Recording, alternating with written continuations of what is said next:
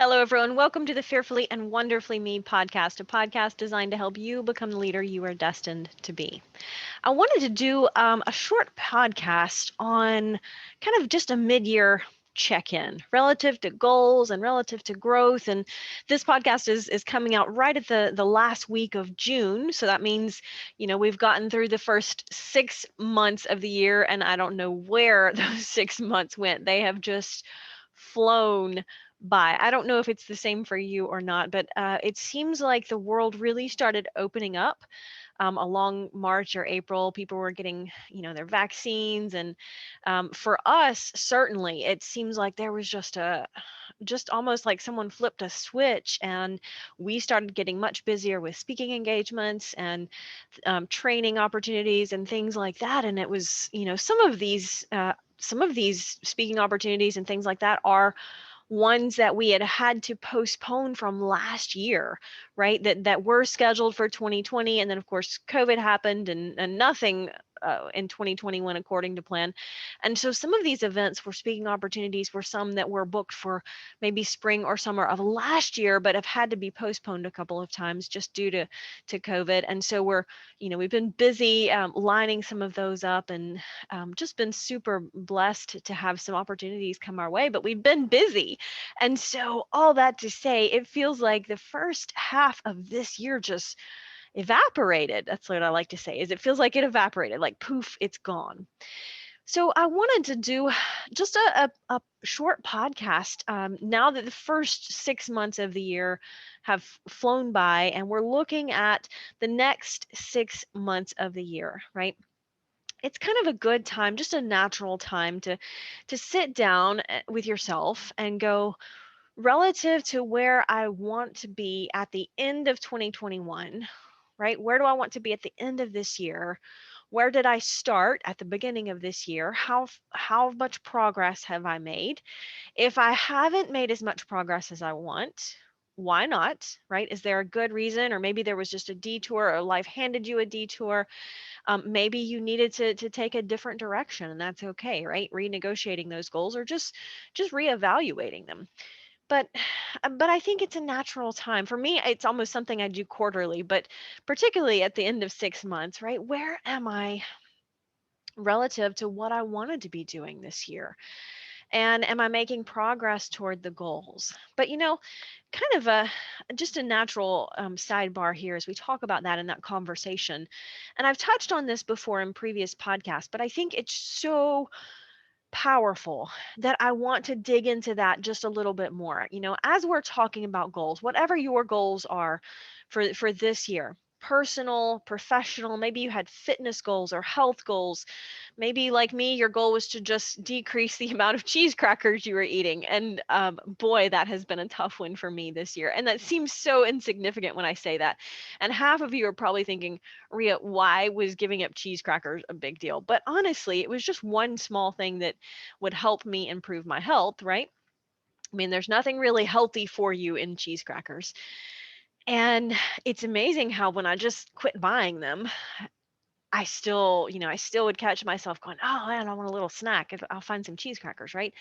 So it's interesting how when I really just quit buying the cheese crackers and didn't bring them in the house, I realized just how frequently I was nibbling on a few cheese crackers. So, yeah, not a big deal, right? Certainly not the worst thing that I could eat. But in terms of improving my health, that was one of my goals this year, was to just decrease or even eliminate the number of cheese crackers I was eating. And so it does seem insignificant for a lot of people. And it is significant. But remember, whatever our goals are, it's more important to make small changes every day consistently than it is to make big changes every now and again, right? The power of goal achievement and making progress is in the consistency. And I did a whole podcast not too long ago on consistency beats intensity every single time. So that is a little bit of a sidebar to talk about, the small changes that we want relative to our goals. I just wanted, one of my goals was to get a little bit healthier this year. How could I do it? Giving up a little bit of junk food. That's one way I can get healthier, right? And so I share that because a lot of times we think that achieving a goal or making big progress with our goals has to be something big, or we think it has to be something glamorous, or we think it has to be something, earth shattering or life changing. And that's not really the case, right? We can improve on something, we can work towards something just a little bit. But if we're making just 1% progress every single day, think how far you could go in a year, right?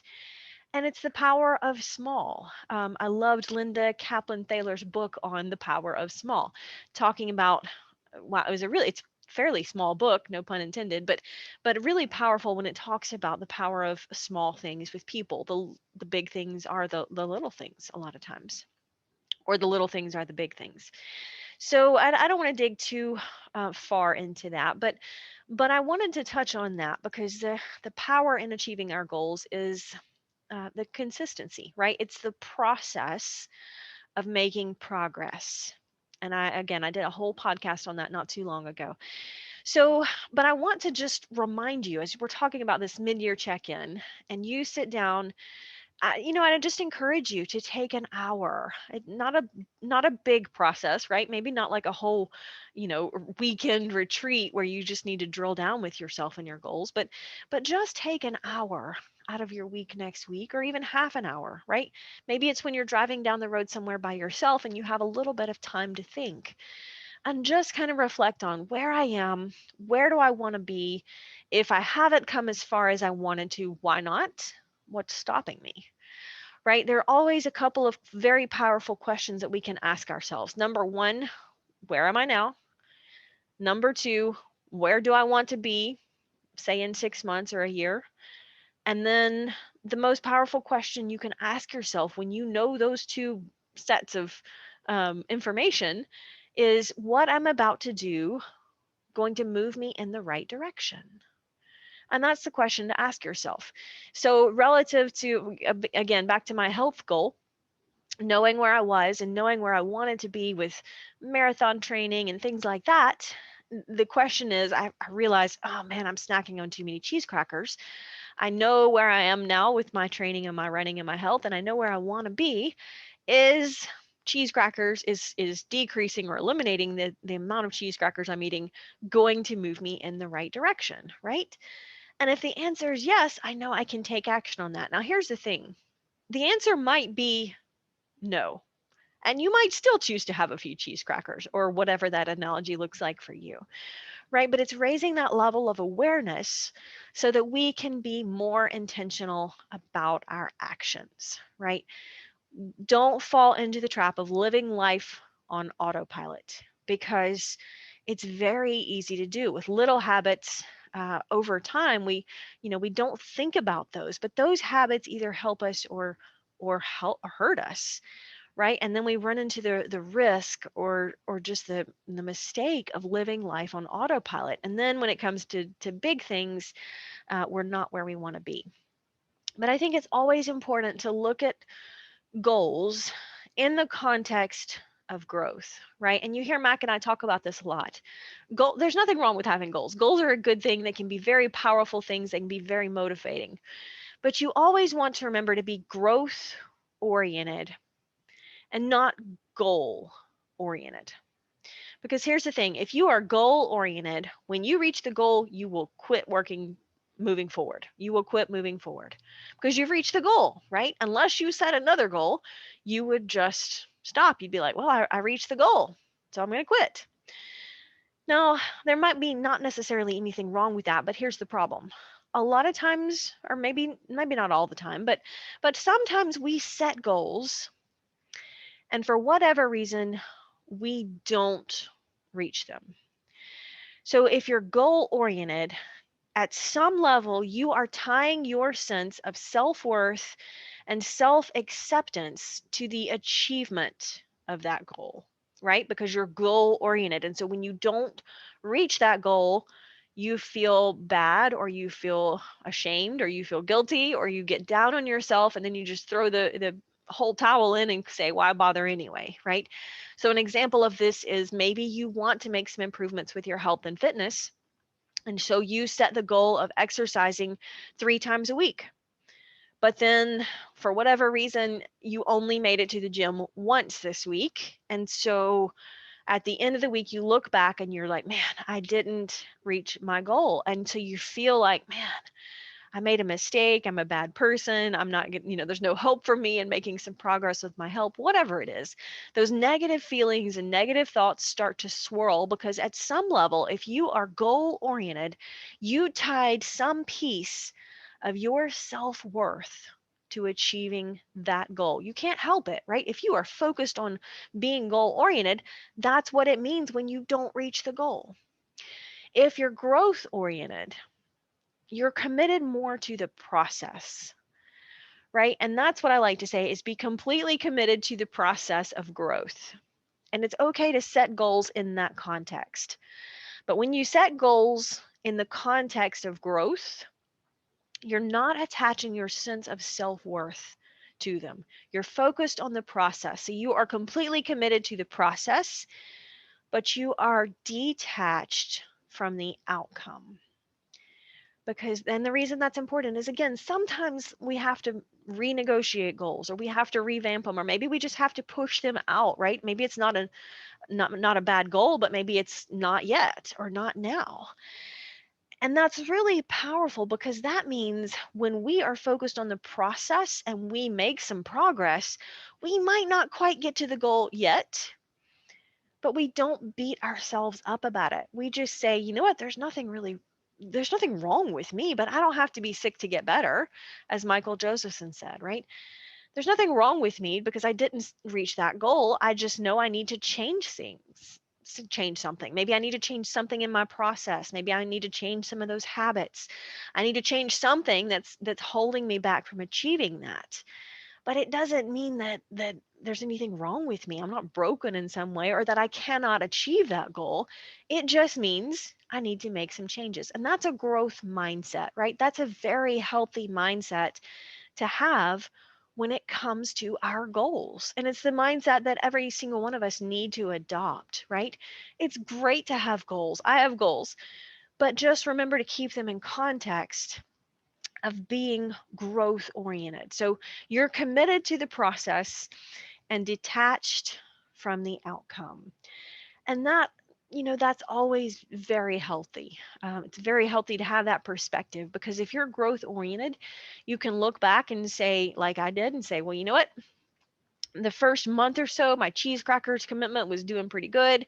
And then I found something that organic cheese. It wasn't quite cheese crackers, but it was a little bit close. And so that was easy to fall into that. And then I had to just tell myself, you know what, look, this is really not helping me make progress with where I wanted to be in terms of snacking on cheese crackers.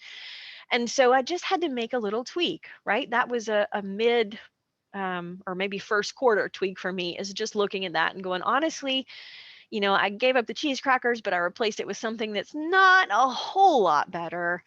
And that's not really serving me relative to where I want to go. Let me make a little tweak. I don't have to beat myself up. I don't have to get down on myself or be too hard on myself. It's just recognizing the growth that I'd already achieved and that I wanted to continue to grow here, right? And recognizing that I just need to make that change. Now, here's the thing. When we want to grow our mental discipline, right? Or our emotional discipline, whatever it is that we want to achieve, sometimes it's not going, no, lots of times it's not going to be easy or fun, right? When we're working towards something, there's no doubt that it's not always fun to do that, right? There can be days when you don't feel like it, whatever it is. Maybe you're writing a book and you're like, man, I'm tired. I had a long day at work and I don't really feel like writing 10 pages tonight or whatever it is. It's almost easier to build our physical discipline, I think, than our mental discipline. And here's why I know this. Because it's probably for most of us, I don't know if it's like this for everybody, but most of the people that I talk to or coach or speak to kind of recognize this at some level. It's almost easier for us to do something that we don't really like when we're working toward a goal than it is for us to not do something that we like when we're working toward a goal. So, right, it's almost easier for us to work up the physical discipline to do a little bit of exercise. It's easier to do that rather than give up the chocolate chip cookie, right? If your goal is to lose 5 pounds, either one would help, right? Exercising more or eating less. And it's almost easier for most people to say, oh, let me work a little more exercise in so I can still have my chocolate chip cookie or whatever it is. I use fitness examples a lot because a lot of people can grab onto them. They're very relatable for many people. But let's say your goal is to write a book, for example, and one of the things that you know is you need to write 5 pages a day or 10 pages a day or however many it is that's your goal. It's almost easier for you to do that than it is for you to say no to some of the other activities that are preventing you from doing that. And so what will happen is if that's your struggle, is you'll write the pages but you'll stay up too late to do it because you wanted to binge watch Netflix, right? You see what I'm saying? It's almost easier for us as humans to do something we don't like in context of a goal than it is to stop doing something we like, but it doesn't serve us relative to that goal. So I know that's a deep concept. You may have to rewind that a time or two and go back and listen to that. But really, I think for most of us as humans, as people, it's easier, right? That's because it's physical discipline versus the mental discipline. And I think it's a little harder for most of us to build mental discipline. Have you ever tried to just sit and quietly pray for a certain number of minutes, let's say 10 minutes, or meditate if that's your thing? Have you ever tried to do that and you sit down and you start your, you look at the clock and you're like, okay, I'm just going to, for 10 minutes, I'm going to turn everything off and I'm going to give total focus to this. And then within 30 seconds, some thought has just completely intruded into whatever you were trying not to think about, right? Maybe you were focused on praying or focused on meditation, but you were focused on not thinking about your grocery list or what you're going to do tomorrow. And yet 30 seconds go by and your mind is already going. Now your body's still doing it. Your body's still sitting there. Your body's easier to command than your mind, right? Because it all starts in the mind, the mindset. That's why it's so powerful for us to grow ourselves personally and professionally.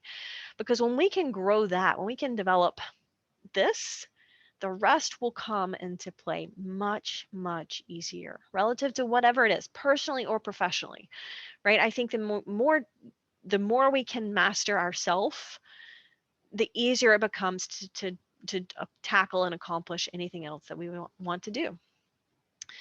And it really, that really touches on the foundation of being proactive, right? Back to our emotions relative to our goals. We're not always going to feel like having discipline or working towards something.